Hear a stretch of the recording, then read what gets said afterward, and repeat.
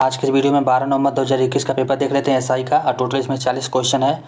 चलिए, 3 शिफ्ट में हुआ था, 4 बजे से 6 बजे तक एग्जाम हुआ, 2 घंटे का चला था। तो इसमें आज की हिंदी वाला जो पेपर हम लोग देख रहे हैं, सीरीज़ को पूरा कर रहे हैं। और आज का पहला क्वेश्चन देख लेते हैं क्या है। चलिए, पहला क्वेश्चन है, देरता का जन्म हुआ था। देरता का जन्म कहाँ हुआ था? अल्जीरिया में हुआ था। इनके बारे में थोड़ी सी बात करें तो देरता जो इनका पूरा नाम था जैकी ओली देरता, और इनका जन्म हुआ था 1930 में और अल्जीरिया में हुआ था। ठीक है।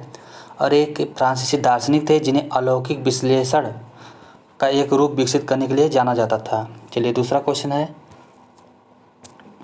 क्वेश्चन नंबर 2, राम गया इस वाक्य में कौन सा काल है? इसमें सामान्य भूतकाल है। ये देखिए, वर्तमान काल के कितने पद होते हैं? एक होता है सामान्य वर्तमान काल, एक होता है अपूर्ण वर्तमान काल, एक होता है पूर्व वर्तमान काल और संदिग्ध वर्तमान काल और संभाव्य वर्तमान काल। भूतकाल के भी होता है। भूतकाल के क्या हो जाएगा? इसमें भूतकाल के बारे में पूछा तो इसमें देख लेते हैं कौन कौन से काल होते हैं। एक तो होता है सामान्य भूतकाल, एक होता है आसन्न भूतकाल, एक होता है अपूर्ण भूतकाल, पूर्ण भूतकाल और संदिग्ध भूतकाल, एक होता है लास्ट में हेतुमद भूतकाल। भविष्यकाल में भी 3 होता है। एक होता है सामान्य भविष्यकाल, एक होता है संभाव्य भविष्यकाल, एक होता है हेतुमद भविष्यकाल। ठीक है, तो इसका आंसर हो जाएगा ऑप्शन नंबर ए। ज़्यादा डिस्कस नहीं करेंगे, थोड़ा थोड़ा बताते चल रहे हैं। राम बहुत बहादुर है, इस वाक्य में कौन सा शब्द विशेष है? इसमें विशेष है जो राम हो जाएगा, यही विशेष शब्द हो जाएगा। अब आगे अनुच्छेद को पढ़कर इसका आंसर देना है। तो आप लोग अनुच्छेद एक बार हम पढ़ लेते हैं इसको बढ़िया से, उसके बाद आप लोग आंसर दीजिएगा। हमारे देश भारतवर्ष में शोषक और अच्छा, आप लोग इसको बढ़िया से आप एक बार पढ़ लीजिएगा, मतलब रोक कर वीडियो, उसके बाद हम इसका आंसर बता दे रहे हैं, उसको देख लीजिएगा आप लोग। चलिए, पहला क्वेश्चन क्या पढ़ा था? किस प्रवृत्ति ने भ्रष्टाचार को और अधिक बढ़ावा दिया है? तो इसका आंसर हो जाएगा रिश्वतखोरी ने। आगे देखते हैं क्या क्वेश्चन पूछा है। 5वां नंबर क्वेश्चन क्या है? हमारे देश के किस वर्ग के लोग मेहनत की कमाई से जीविका चलाने में असमर्थ हैं? मध्यम वर्ग के, निम्न वर्ग के और सर्वहारा वर्ग के। उक्त सभी हो जाएगा, ऑप्शन नंबर डी से हो जाएगा। अगर क्वेश्चन नंबर 6 की बात करें, नौकरशाही निरंकुश होकर किसमें लुप्त हो गई है? या भ्रष्टाचार में लुप्त हो गई है। क्वेश्चन नंबर 7 की बात करें, क्या पूछा है? जब किसी वाक्य की क्रिया के लिंग वचन और पुरुष कर्ता के लिंग वचन और पुरुष के अनुसार हों, तब वाक्य कौन सा वाच्य इसमें कौन सा एक होता है? इसमें होता है कर्तृवाच्य। चलिए आगे देखते हैं। और ये कौन सा जो वाच्य के 3 प्रकार होते हैं, एक होता है कर्तृवाच्य, एक होता है कर्मवाच्य, एक होता है भाववाच्य। चलिए आगे देखते हैं 8वां नंबर, इसमें से कौन सा शब्द मूल का अनेकार्थी शब्द है? मूल का एक अनेकार्थी शब्द होता है जड़। जड़ का अनेक भी होता है, जैसे जड़ है, पहला, आरंभ का भाग या कद या पूंजी, सब मूल का अनेकार्थी शब्द हो जाएगा। क्वेश्चन नंबर 9 बहुत ही इजी क्वेश्चन है और बहुत बार पूछा है। आशीर्वाद का देख लीजिए, शुद्ध रूप यही होता है आशीर्वाद, तीसरा से हो जाएगा। क्वेश्चन नंबर 10 की बात करें, हिंदी साहित्य के इतिहास में काल विभाजन का सर्वप्रथम प्रयास इनमें से किसने किया था? बहुत बार क्वेश्चन ये भी पूछा है, डॉक्टर गिरियासर ने किया था। क्वेश्चन नंबर 11 देखते हैं, गर्दन पर सवार होना। गर्दन पर सवार होना का मुहावरा का अर्थ क्या हो जाएगा? पीछा न छोड़ना। चलिए 12वां क्वेश्चन, रोला छंद में कितनी मात्राएं होती हैं? रोला छंद में मात्राएं तो टोटल होती हैं 24। अगर इसकी बात करें तो यह सममात्रिक छंद होता है और इसमें कितने चरण होते हैं? 4 चरण होते हैं। ठीक है। और इसमें पहला और तीसरा में, जैसे पहला और तीसरा में कितना होता है? 11-11। और इसमें तीसरे और चौथे में, दूसरे और चौथे में कितना हो जाएगा? दूसरे और चौथे में कितना मात्रा हो जाती है? इसमें 13-13 मात्रा होती हैं। चलिए आगे देखते हैं। 13 नंबर क्या है? पांडित्य में प्रयुक्त प्रत्यय कौन सा है? इसमें यह होता है, आप लोगों को उपसर्ग और प्रत्यय के बारे में पता होना चाहिए। उपसर्ग पहले लगता है शब्द के और प्रत्यय बाद में लगता है। 14 नंबर क्वेश्चन पूछा है, विद्यापति द्वारा रचित कितने ग्रंथ अवहट्ट में हैं? टोटल कितने हैं? 2 हैं इसमें, ऑप्शन नंबर बी सही हो जाएगा। अगर इसकी बात करें, थोड़ा सा इसको जानना है, तो विद्यापति ने संस्कृत, अवहट्ट एवं मैथिली आदि भाषा में लेखन कार्य किया था। और इनकी रचना कुछ देखे थे, एक अवहट्ट में इनकी है, एक है कीर्तिलता एवं एक कीर्ति पताका, ये 2 हैं। 15 नंबर क्वेश्चन है, इनमें से निजवाचक सर्वनाम का प्रयोग किस वाक्य में हुआ था? यह समस्या मैं अपने आप ही हल कर लूँगा, ये कौन सा होता है? निजवाचक सर्वनाम। आगे देखते हैं, व्युत्पत्ति के विचार से शब्दों के कितने भेद होते हैं? कितने भेद होते हैं? 3 भेद होते हैं। कौन कौन होता है? एक होता है रूढ़ शब्द, एक होता है यौगिक शब्द और एक होता है योग रूढ़ शब्द। 3 हो गए। चलिए 17 नंबर क्वेश्चन देखते हैं। क्रिया के संदर्भ में इनमें से कौन सा कथन सत्य है? ऑप्शन नंबर सी हो जाएगा, जब कर्ता एक क्रिया समाप्त कर उसी क्षण दूसरी क्रिया में प्रवृत्त होता है तब पहली क्रिया पूर्वकालिक क्रिया कहलाती है। 18वां क्वेश्चन है, इसको पढ़ के बताना है इसमें कौन सा रस है। तो इसमें हो जाएगा ऑप्शन नंबर बी सही हो जाएगा, अद्भुत रस। रस से क्वेश्चन भी पूछा था। 19 नंबर क्वेश्चन क्या है? किस उपन्यास की पृष्ठभूमि में भारत विभाजन की त्रासदी है? झूठा सच। ऑप्शन नंबर डी सही हो जाएगा।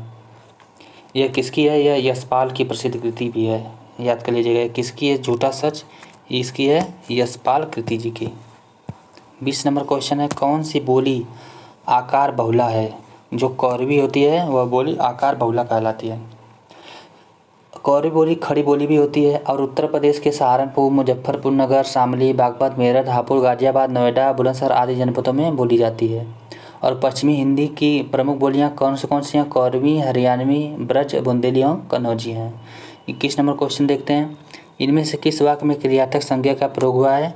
तो क्रियार्थक संज्ञा का प्रयोग हुआ है ऑप्शन नंबर ए में, टहलना स्वास्थ्य के लिए अच्छा है। 22 नंबर क्वेश्चन, उपमा अलंकार के सर्वाधिक प्रयोग के लिए इनमें से कौन से कवि अधिक प्रसिद्ध हैं? जो कालिदास जी हैं सबसे ज़्यादा यूज किए थे उपमा अलंकार के लिए, इनको प्रसिद्ध माना जाता है। और इनकी कौन कौन सी रचना देख लीजिए क्या है? एक अभिज्ञान शाकुंतलम, रघुवंशम, कुमार संभवम, मेघदूत, ऋतुसंहार आदि इनकी प्रसिद्ध रचनाएं भी हैं। 23 नंबर क्वेश्चन देख लेते हैं, इनमें से कौन सा शब्द समास का विपरीतार्थक है? समास का विपरीत क्या होता है? व्यास। क्वेश्चन नंबर 24, अप्रमेय किस वाक्यांश के लिए उपयुक्त शब्द है जो प्रमाण से सिद्ध न हो? ऑप्शन नंबर सी हो जाएगा। 25 नंबर क्वेश्चन पूछा है, अरे गुलाबो झाड़ू ठीक से लगा कौन सा कारक है? झाड़ ठीक से लगा, अरे गुलाबो झाड़ ठीक से लगा, इसमें कौन सा कारक है? इसमें कौन सा कारक हो जाएगा? ऑप्शन नंबर डी हो जाएगा, संबोधन कारक। चलिए 26वां को, इसमें कारक से क्वेश्चन पूछा था, कारक के बारे में आप लोग याद करिए। जैसे कर्ता ने कर्म को करण से के द्वारा संप्रदान के लिए, जैसे अपादान से होता है, इसका अलगाव के अर्थ में यूज होता है। संबंध का की रारी होता है, अधिकरण में पर हो जाएगा। संबोधन कारक होता है ना, हे, हो, अरे, अरि, ये सब संबोधन कारक होते हैं, इसलिए ऑप्शन नंबर डी सही हो जाएगा। अब संबोधन कारक कैसे इनका देखिए, यहाँ पे लिखा है ना, अरे गुलाबों के बाद देखिए संबोधन कारक का निशान भी है, इसीलिए। चलिए आगे देखते हैं, समझते हैं। 26वां नंबर है, कौन सी बोली पश्चिमी हिंदी की बोली है? पश्चिमी हिंदी की सभी बोलियां हैं, कौरवी, कन्नौजी, ब्रजभाषा, टोटल जितने होती हैं कौन कौन सी होती है? कौरवी होती है, कन्नौजी होती है, एक ब्रज भाषा भी होती है और एक होती है बुंदेली। ये सब कौन सी हैं? पश्चिमी बोलियाँ की हिंदी है। चलिए पूर्वी हिंदी की जानने आए तो पूर्वी हिंदी कौन सी होती है? अवधी, बघेली, छत्तीसगढ़ी। पूर्वी हिंदी की कौन कौन सी बोलियाँ होती हैं? अवधी, बघेली, छत्तीसगढ़ी। चलिए 27 नंबर क्वेश्चन है, इनमें से वारकरी संप्रदाय के प्रवर्तक कौन थे? तो ऑप्शन नंबर डी हो जाएगा, ऑप्शन नंबर बी हो जाएगा, ज्ञानेश्वर जी। चलिए 28वां क्वेश्चन देखते हैं, इनमें से विस्माद बोधक अव्यय का उदाहरण कौन सा है? धन्य धन्य विस्माद बोधक का है। 29 नंबर क्वेश्चन है, वियोग के अंतर्गत कितनी काम दशाएं मानी गई हैं? टोटल 10 मानी गई हैं। क्वेश्चन नंबर 30 देखते हैं, प वर्ग का उच्चारण स्थल क्या है? प वर्ग का, इसमें क्या है कि वर्णमाला चैप्टर को अच्छी तरह जो कंप्लीट किया रहेगा वो बहुत आसान से कर लेगा। प वर्ग का क्या इसका आंसर हो जाएगा? ऑप्शन नंबर डी, ओठ। 31 नंबर क्या है, सफेद कमीज में कौन सा विशेषण है? इसमें गुणवाचक विशेषण है। 32 नंबर क्वेश्चन की बात करें, सन 2010 में साहित्य अकादमी पुरस्कार से किसको मिला था? उदय प्रकाश जी को मिला था। और 2010 में इनको साहित्य अकादमी पुरस्कार हिंदी के लिए किस रचना को मिला था? जो इनकी एक रचना थी मोहनदास, इसी के लिए मिला था। 2021 में किसको मिला है? सम्राट अशोक के लिए प्रदान किया गया है। चलिए 33वां क्वेश्चन है, मलबे का मालिक कहानी के रचनाकार कौन से हैं? मोहन राकेश जी हैं। उपविराम का प्रयोग इनमें से किस में हुआ है? मिश्र बंधु 3 है, Ganesh Bihari, Shyam Bihari, Sukhdev Bihari. Option number B सही हो जाएगा। 35 नंबर देखते हैं, इनमें से किस वाक्य में अर्धविराम का प्रयोग हुआ है? अर्धविराम का देखिए यही सिंबल है, एक डॉट और नीचे कामा, ये हो जाता है अर्धविराम। विराम चिन्हों से भी हर सीट में क्वेश्चन पूछा गया है। जिस समाज में दोनों पद प्रधान होते हैं, जिसमें समुच्चयबोधक अव्ययों का लोप कर दिया जाए, उसे क्या कहा जाता है? उसे कहा जाता है द्वंद्व समास। बहुत इजी क्वेश्चन था, समास से क्वेश्चन है। भारत में संवैधानिक रूप में हिंदी का क्या स्वरूप है? राजभाषा कहलाती है। इनमें से कौन सा शब्द इंद्र का पर्यायवाची नहीं है? जो इंद्र का जीमूत, वाहन, वासव, शक्र, ये सब इंद्र का पर्यायवाची है। जो पुलुमजा है वह इंद्र का पर्यायवाची नहीं होगा। पुलुमजा जो इंद्र का पर्यायवाची नहीं, इंद्र के पर्यायवाची और भी बताते हैं। देवेंद्र, सुरेश, सुरपति, व्रजी, वासव, व्रजधर, विशा, अमरपति, आंधी। पुलुमजा जो है इंद्राणी का पर्यायवाची है। इंद्र का पर्यायवाची नहीं, लेकिन इंद्राणी का पर्यायवाची हो जाएगा पुलुमजा। ऐसा फूल जो पूरा खिला न हो उसके वजह कहा जाता है मुकुल। आज का लास्ट क्वेश्चन है, इनमें से कौन भारतेंदु युग के रचनाकार नहीं है? रामचंद्र शुक्ल जो हैं ये भारतेंदु के रचनाकार नहीं है।